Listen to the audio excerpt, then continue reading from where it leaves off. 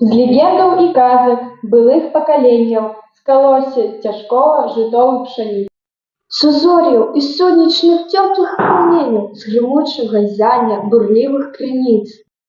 З птушынага шэбету, шуму дубровы, і з гора, і з радасці, і з усяго таго, што лягло назаўсёды ў аснову, святыня народа, бяссмерце яго.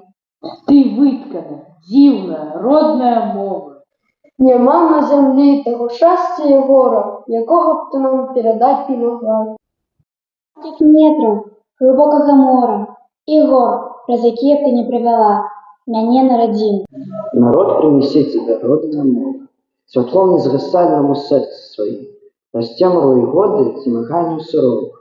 Калі ж падзеі развеюцца дым, і нівы воскресшых закаласяцца, і зноў прашуміш ты вясновым дажджом, і зноў зазвініш ты ў кожнай у хаце. Цымбалам дасі і сярэбраны дром, і вусны раскветяць усмешкай дзіцяці.